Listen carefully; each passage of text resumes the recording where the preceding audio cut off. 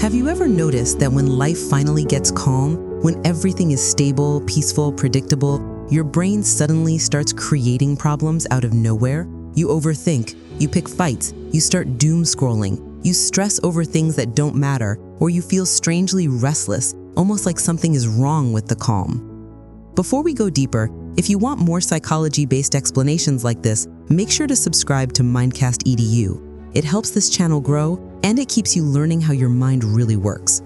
So why does your brain crave chaos when life becomes too calm? The answer actually isn't about personality or drama addiction. It's about neuroscience.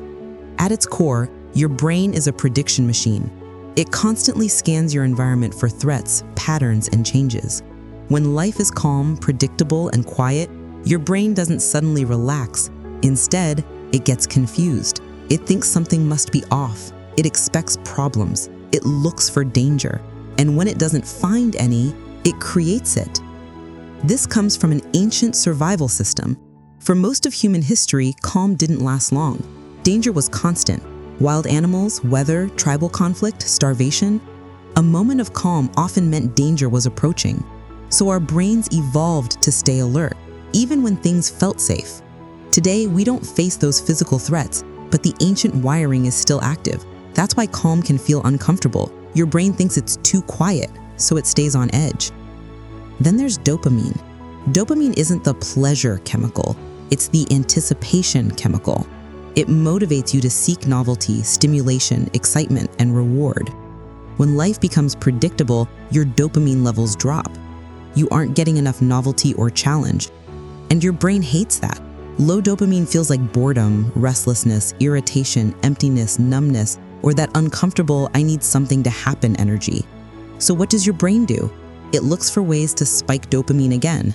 Sometimes that's harmless, watching new videos, scrolling social media, eating snacks, seeking entertainment. But sometimes, when emotional regulation is low, your brain tries to create stimulation through chaos, overthinking, self-sabotage, picking arguments, making rash decisions, creating drama. Anything that breaks the monotony and wakes up the reward system. Some people even grow up in environments where stress and chaos were normal. Maybe a loud home, unpredictable parents, constant conflict, emotional ups and downs. Their nervous system becomes conditioned to feel at home in chaos. Calm feels unfamiliar, peace feels unsafe. So the brain unconsciously recreates the chaos it's used to, because familiarity feels like safety, even if it's unhealthy. Another reason calm can feel uncomfortable is the emotional backlog effect. When life finally slows down, your mind suddenly has space to bring up all the emotions you've been suppressing. Stress, sadness, unresolved conflict, fear, trauma, insecurity, things you pushed aside during busy periods begin to surface. And that can feel like chaos, even if nothing is happening around you.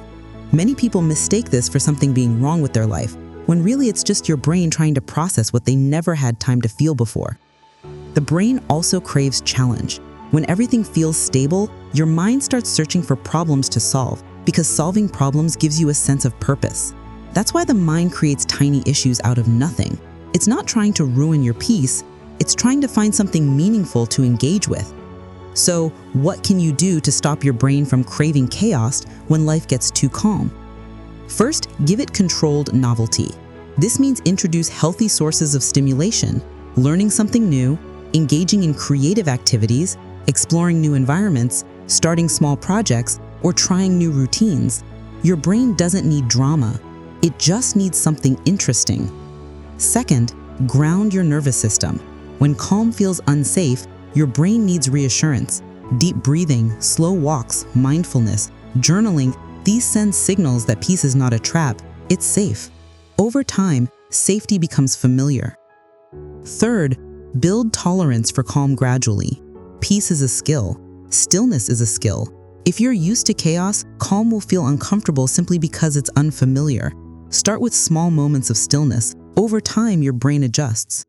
Fourth, identify your chaos triggers. Do you start overthinking when things settle? Do you feel restless when nothing is happening? Do you self-sabotage when life gets good? Awareness weakens the pattern. Once you understand why you react that way, you stop doing it automatically. Finally, remind yourself that you don't need chaos to feel alive. Your brain can learn to find excitement in creativity, growth, connection, and curiosity. Drama doesn't equal meaning. Peace doesn't equal boredom.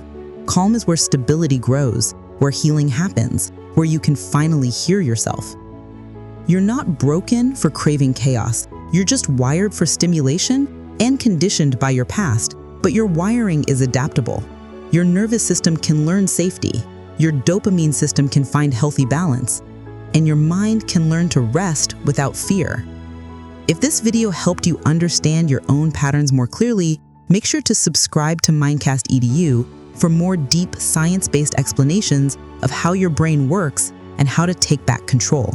Thanks for watching, and I'll see you in the next one.